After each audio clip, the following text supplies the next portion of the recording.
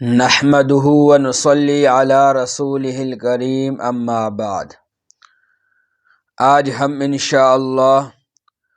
سورہ آل عمران کی آیت نمبر 23، 24 اور 25 کا لفظی ترجمہ اور اس کی تفسیر پڑھیں گے۔ اعوذ باللہ من الشیطان الرجیم، بسم اللہ الرحمن الرحیم۔ أَلَمْ تَرَ إِلَى الَّذِينَ أُوتُوا نَصِيبًا مِّنَ الْكِتَابِ يُدْعَوْنَ إِلَى كِتَابِ اللَّهِ لِيَحْكُمَ بَيْنَهُمْ ثُمَّ يَتَوَلَّى فَرِيقٌ مِّنْهُمْ وَهُمْ مُعْرِضُونَ ذَلِكَ بِأَنَّهُمْ قَالُوا لَن تَمَسَّنَا النَّارُ إِلَّا أَيَّامًا مَّعْدُودَاتٍ وَغَرَّهُمْ فِي دِينِهِم مَّا كَانُوا يَفْتَرُونَ فَكَيْفَ إِذَا جَمَعْنَاهُمْ لِيَوْمٍ لَّا رَيْبَ فِيهِ وَوُفِّيَتْ كُلُّ نَفْسٍ مَّا كَسَبَتْ وَهُمْ لَا يُظْلَمُونَ۔ الم ترى، کیا آپ نے نہیں دیکھا، الی الذین، ان لوگوں کی طرف، اوتوا نصیبا، جن کو دیا گیا ایک حصہ، من الکتاب، کتاب سے، یدعون، بلایا جاتا ہے ان کو، الی کتاب اللہ، اللہ کی کتاب کی طرف، لیحکم بینہم، تاکہ وہ فیصلہ کر دے ان کے درمیان، ثم یتولی، پھر منہ پھیر لیتا ہے، فریقٌ، ایک گروہ، منہم، ان میں سے، وہم معرضون، اور وہ اعراض کرنے والے ہیں، ذالک بانہم، یہ اس وجہ سے کہ بے شک وہ، قالو، کہتے ہیں، لن تمسنا النار، کہ ہرگز نہیں چھوئے گی ہم کو آگ، الا ایاما معدودات، مگر گنے چنے دن، وغرہم، اور دھوکے میں ڈالا ان کو، فی دینہم، ان کے دین کے بارے میں، ما کانوا یفترون، اس چیز نے جو وہ افترا باندھتے تھے، فکیف اذا جمعناہم، پس کیسے ہوگا جب ہم جمع کریں گے ان کو، لیومن، اس دن، لا ریب فیہ، کہ نہیں ہے شک اس میں، ووفیت، اور پورا پورا دیا جائے گا، کل نفس، ہر نفس کو، ما کسبت، جو اس نے کیا، وہم لا یظلمون، اور ان پر ظلم نہیں کیا جائے گا۔ اس سے پچھلی آیات کے اندر اللہ تبارک و تعالی نے حضور اکرم صلی اللہ علیہ وسلم کے زمانے سے پہلے جو یہودی تھے ان کے احوال کو بیان فرمایا کہ حضور اکرم صلی اللہ علیہ وسلم کے زمانے سے پہلے جو یہودی تھے انہوں نے اللہ کی آیات کا انکار کیا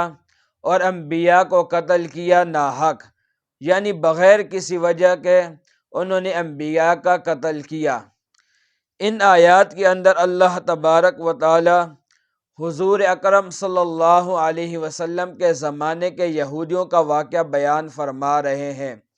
حضور علیہ الصلوۃ والسلام کے زمانے میں خیبر کے علاقے کے اندر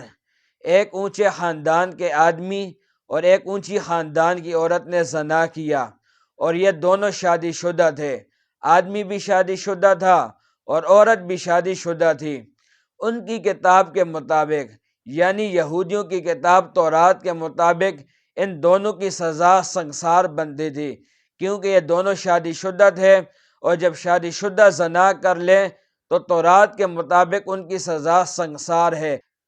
کہ ان دونوں کو پتھر مار مار کر قتل کر دیا جائے۔ چونکہ ان کا تعلق اس آدمی کا اور اس عورت کا جنہوں نے زنا کیا تھا اونچے خاندان کے ساتھ تھا،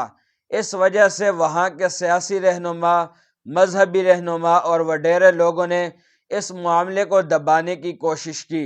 عوام نے بھرپور احتجاج کیا اور بہت شور مچایا کہ جب ہم میں سے کوئی گناہ کر لیتا ہے تو اس کو تو آپ فوراً سزا دے دیتے ہو، اب اونچے خاندان کے لوگوں نے زنا کیا ہے تو آپ ان کو سزا نہیں دے رہے۔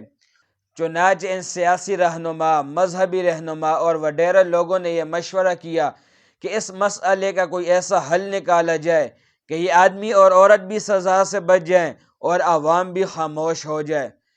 چنانچہ مشورے کے اندر یہ بات طے ہوئی کہ ہماری شریعت جو ہے وہ صحت ہے، چلتے ہیں نبی اکرم صلی اللہ علیہ وسلم کے پاس مدینہ طیبہ، وہاں پر حضور اکرم صلی اللہ علیہ وسلم سے پوچھ لیتے ہیں کہ اگر کوئی آدمی اور عورت زنا کر لے اور وہ شادی شدہ ہوں تو ان کی سزا کیا ہے۔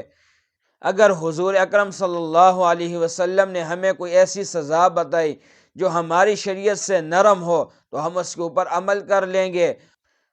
تو ان دونوں کو چھوٹی موٹی سزا دے دیں گے اور یہ لوگ بھی قتل سے بچ جائیں گے اور عوام بھی خاموش ہو جائے گی۔ چنانچہ یہ سارے سیاسی رہنما، مذہبی پیشوا اور وہ آدمی اور عورت جنہوں نے زنا کیا تھا، یہ سارے نبی اکرم صلی اللہ علیہ وسلم کے پاس مدینہ طیبہ آئے۔ آپ کو پتہ ہے کہ خیبر سے مدینہ طیبہ کا فاصلہ 200 کلومیٹر ہے۔ انہوں نے اتنا لمبا فاصلہ طے کیا صرف اس لیے کہ یہ دونوں آدمی اور عورت سزا سے بچ جائیں۔ جب یہ لوگ مدینہ طیبہ آئے، حضور اکرم صلی اللہ علیہ وسلم کے ساتھ ملاقات کی، تو حضور اکرم صلی اللہ علیہ وسلم نے ان سے پوچھا کہ آپ کیوں آئے؟ تو انہوں نے پورا واقعہ سنایا کہ ہمارے علاقے کے اندر ایک آدمی اور ایک عورت نے زنا کیا ہے اور یہ دونوں شادی شدہ ہیں، تو ہم آپ کے پاس آئے ہیں یہ پوچھنے کے لیے کہ ان کی کیا سزا بنتی ہے۔ تو حضور اکرم صلی اللہ علیہ وسلم نے فرمایا ان یہودیوں سے کہ آپ ایسا کریں کہ اپنی کتاب لائیں۔ چنانچہ انہوں نے اپنی کتاب لائی، تورات، اور آپ صلی اللہ علیہ وسلم نے ان سے کہا کہ آپ اس کتاب کو پڑھیے۔ وہاں پر ان کا ایک آدمی تھا جس کا نام تھا ابن سوریہ، اس نے اس کتاب کو پڑھنا شروع کیا۔ جب وہ اس کتاب کو پڑھ رہا تھا تو جہاں پر یہ لکھا تھا اس کتاب میں کہ اگر شادی شدہ آدمی یا شادی شدہ عورت زنا کر لے تو اس کی سزا رجم ہے، اس کی سزا سنگسار ہے کہ اس کو پتھر مار مار کر قتل کر دیا جائے۔ تو ابن سوریہ نے اس عبارت کو چھوڑ دیا اور آگے چلا گیا، یعنی جس جگہ پر شادی شدہ آدمی یا شادی شدہ عورت زنا کر لے تو اس کی سزا سنگسار ہے، رجم ہے، یہ چیز جہاں پر لکھی ہوئی تھی ابن سوریہ نے اس کو نہیں پڑھا اور اس کی پچھلی عبارت کو پڑھا اور اس جگہ کو چھوڑ کر آگے چلا گیا۔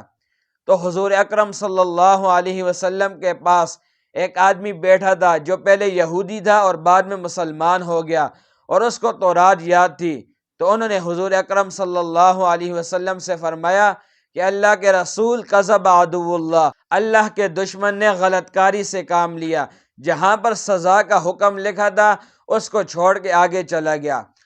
اور پھر اس آدمی نے جس کا نام عبداللہ بن سلام تھا، اس نے اس آدمی سے تورات کتاب لی اور پھر اس کو خود پڑھنا شروع کیا اور اس جگہ کو بھی پڑھا جہاں پر یہ حکم لکھا ہوا تھا کہ اگر شادی شدہ آدمی یا شادی شدہ عورت زنا کر لے تو اس کی سزا سنگسار ہے۔ تو حضور اکرم صلی اللہ علیہ وسلم نے اس آدمی اور اس عورت پر وہی فیصلہ نافذ فرما دیا جو ان کی کتاب کے اندر لکھا تھا کہ ان دونوں کو سنگسار کر دیا جائے، اور مدینہ طیبہ کے اندر ان دونوں کو سنگسار کر دیا گیا، ان دونوں کو رجم کر دیا گیا۔ جب یہ لوگ واپس خیبر گئے تو لوگوں نے ان کے ساتھ بہت مذاق کیا اور ہنسی کی کہ آپ اتنا دور چلے گئے تھے لیکن پھر بھی وہی فیصلہ ہوا جو ہم آپ کو کہہ رہے تھے، تو کیوں نہ آپ یہاں پر یہ فیصلہ نافذ فرما دیتے اور آپ لوگوں کی عزت ہو جاتی،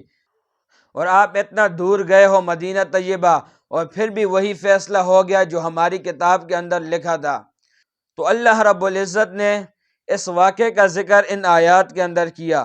اللہ فرماتے ہیں الم تر، کیا آپ نے نہیں دیکھا، الی الذین، ان لوگوں کی طرف، اوتوا نصیبا من الکتاب، جن کو دیا گیا تھا ایک حصہ کتاب سے، یدعون الی کتاب اللہ، بلایا جاتا ہے ان کو اللہ کی کتاب کی طرف۔ یہاں پر ایک لفظ آ گیا نصیبا من الکتاب، یعنی کتاب کا ایک حصہ دیا گیا۔ حالانکہ پوری تورات ان کو ملی ہوئی تھی، پوری کتاب ملی ہوئی تھی، لیکن یہاں پر کتاب کا ایک حصہ اس لیے اللہ نے فرمایا کیونکہ انہوں نے تورات کا بعض حصہ ضائع کر دیا تھا اور بعض حصے کے اندر تحریف کر دی گئی تھی اور بعض حصہ رہ گیا تھا۔ تو اللہ رب العزت نے فرمایا کہ جو بعض حصہ رہ گیا تھا اگر یہ لوگ اس کے اوپر بھی عمل کر لیتے، کیونکہ بعض حصہ جو رہ گیا تھا جو تحریف سے پاک تھا، ضائع نہیں ہوا تھا، اس کے اندر یہ سزا لکھی ہوئی تھی کہ اگر ایک آدمی جو شادی شدہ ہو یا ایک عورت جو شادی شدہ ہو روزہ نہ کر لے تو اس کی سزا رجم ہے۔ تو اللہ رب العزت نے فرمایا کہ اگر یہ بعض حصہ جو ان کی کتاب کے اندر باقی رہ گیا تھا، اگر یہ لوگ اس کے اوپر بھی عمل کر لیتے تو یہ صحیح حقیقت تک پہنچ جاتے، لیکن اللہ رب العزت نے فرمایا کہ ان لوگوں نے اس کے اوپر بھی عمل نہیں کیا۔ تو نصیبا من الکتاب اس وجہ سے فرمایا کہ پوری تورات جو تھی وہ تو ان کے پاس تھی ہی نہیں، بعض حصے کو ضائع کر دیا، بعض حصے کے اندر تحریف کر دی اور بعض حصہ رہ گیا۔ تو اللہ رب العزت فرماتے ہیں کہ کتاب کا ایک حصہ ان کے پاس تھا، یدعون الی کتاب اللہ، بلایا جاتا ہے ان کو اللہ کی کتاب کی طرف۔ پھر بھی حضور اکرم صلی اللہ علیہ وسلم نے ان کو ان کی کتاب کی طرف بلایا کہ آپ اپنی کتاب کے مطابق فیصلہ کر لیں، اور حضور اکرم صلی اللہ علیہ وسلم نے ان کی کتاب کے مطابق فیصلہ کیا۔ آگے اللہ نے فرمایا لیحکم بینہم، تاکہ فیصلہ کر دے ان کے درمیان۔ ثم یتولی فریق، پھر منہ پھیر لیتا ہے ایک گروہ ان میں سے، وہم معرضون، اور وہ اعراض کرنے والے ہوتے ہیں، یعنی وہ لوگ کہ کتاب کا جو ایک حصہ رہ گیا اس کی طرف ان کو بلایا جاتا ہے، لیکن یہ لوگ اس کے اوپر بھی عمل نہیں کرتے اور منہ پھیر لیتے ہیں اور اعراض کرنے والے ہوتے ہیں۔ آگے اللہ نے فرمایا ذالک بانہم قالوا لن تمسنا النار الا ایاما معدودات،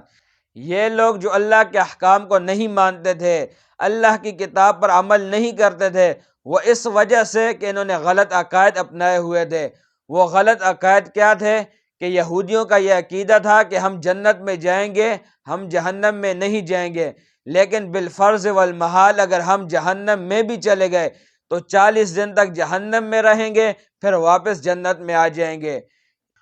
اور یہ 40 دن اس لیے رہیں گے کیونکہ ہمارے آباء و اجداد نے 40 دن بچھڑے کی عبادت کی تھی، تو ہم بھی اس کی پاداش میں 40 دن جہنم میں چلے جائیں گے اور پھر جو ہے واپس جنت میں آ جائیں گے۔ تو یہ ان کا خود ساختہ عقیدہ تھا، خود سے بنایا ہوا عقیدہ تھا۔ اسی طرح یہودی یہ بھی کہتے تھے کہ ہم 7 دن جو ہے وہ جہنم میں رہیں گے، پھر واپس ہم جنت میں آ جائیں گے۔ یا ابراہیم علیہ السلام جہنم کے کنارے بیٹھے ہوں گے، ہم جب جہنم میں جانے لیں گے تو ابراہیم علیہ السلام ہمیں جہنم سے بچا لیں گے۔ تو یہ ان کے خود ساختہ عقیدے تھے، خود سے بنائے ہوئے عقیدے تھے۔ تو اللہ رب العزت نے ان کا رد فرما دیا کہ ایسے نہیں ہوگا کہ اگر بچڑے کی عبادت آپ کے آباء و اجداد نے کی ہے تو اس کے بدلے میں آپ کو جہنم میں ڈال دیا جائے 40 دن، ایسے نہیں ہوگا۔ جب آپ کے اعمال صحیح ہوں گے تو آپ جنت میں جاؤ گے، اور اگر آپ کے اعمال غلط ہوں گے تو آپ جو ہے جہنم میں جاؤ گے، ہمیشہ ہمیشہ جہنم میں جاؤ گے۔ تو آپ کا یہ جو عقیدہ ہے 40 دن ہم جہنم میں رہیں گے پھر واپس جنت میں آ جائیں گے، یا 7 دن جہنم میں رہیں گے پھر واپس جنت میں آ جائیں گے، یا ابراہیم علیہ السلام ہمیں جہنم سے بچا لیں گے، یہ آپ کے اپنے بنائے ہوئے عقیدے ہیں۔ اسی طرح عیسائیوں کے بھی عقیدے تھے، وہ کہتے تھے کہ ہم جتنے بھی گناہ کر رہے ہیں اس کے بدلے میں عیسیٰ علیہ السلام سولی پر لٹک گئے اور انہوں نے ہمارے گناہوں کا کفارہ ادا کر دیا سولی پر لٹک کر، تو اب ہم جتنے بھی گناہ کریں اللہ رب العزت ہمیں سزا نہیں دیں گے۔ تو اللہ رب العزت نے فرمایا کہ گناہ آپ کرو اور سولی پر عیسیٰ علیہ السلام لٹک جائیں، ایسا نہیں ہوگا۔ اللہ تزر وازرۃ وزر اخری، کوئی شخص کسی دوسرے آدمی کا بوجھ نہیں اٹھائے گا۔ جس شخص نے گناہ کیا ہے وہی سزا بھگتے گا، دوسرا آدمی سزا نہیں بھگتے گا۔ یہ نہیں کہ گناہ آپ کرو اور اس کے بدلے میں عیسیٰ علیہ السلام کو سولی ہو جائے، جس طرح آپ کا عقیدہ ہے یہ بات غلط ہے۔ تو اللہ رب العزت نے فرمایا کہ ان کے یہ عقائد غلط ہیں، یہ جو کہتے ہیں کہ ہرگز نہیں ہم کو چھوئے گی آگ مگر گنے چنے دن، ایسا نہیں ہوگا۔ وَغَرَّهُمْ فِي دِينِهِمْ مَا كَانُوا يَفْتَرُونَ، اور دھوکے میں ڈالا ان کو ان کے دین کے بارے میں، مَا كَانُوا يَفْتَرُونَ، اس چیز نے جو افتراء باندھتے ہیں، یعنی وہ جو خود سے افتراء باندھتے ہیں، غلط عقائد بنائے ہوئے ہیں کہ ہم 40 دن جہنم میں رہیں گے یا 7 دن رہیں گے، یا ابراہیم علیہ السلام ہمیں بچا لیں گے جہنم سے، یا عیسائی کہتے ہیں کہ ہم جتنے بھی گناہ کریں ہمیں سزا نہیں ہوگی کیونکہ عیسیٰ علیہ السلام ہمارے گناہوں کے کفارے کی صورت میں سولی پر لٹک گئے۔ یہ جو سارے غلط عقائد ہیں انہوں نے خود سے بنا لیے ہیں، ایسا نہیں ہوگا۔ آگے اللہ نے فرمایا فَكَيْفَ إِذَا جَمَعْنَاهُمْ، پس کیسے ہوگا جب ہم جمع کریں گے ان کو، لیومن، اس دن، لا ریب فیہ، جس دن میں کوئی شک نہیں، اللہ رب العزت فرماتے ہیں کہ وہ دن جو قیامت کا دن ہے، جو اللہ رب العزت نے بار بار فرمایا قرآن میں، حدیث کے اندر بار بار آ گیا کہ قیامت کا دن آنے والا ہے،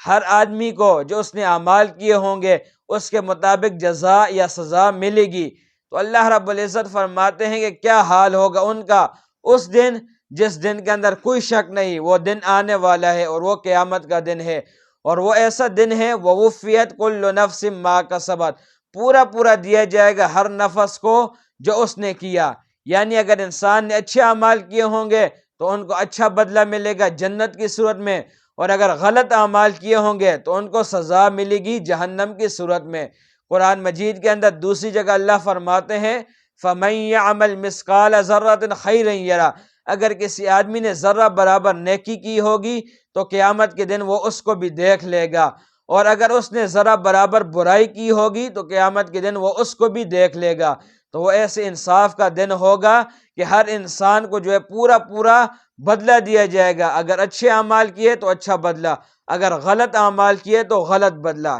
وَهُمْ لَا يُظْلَمُونَ، اور ان پر ظلم بھی نہیں کیا جائے گا۔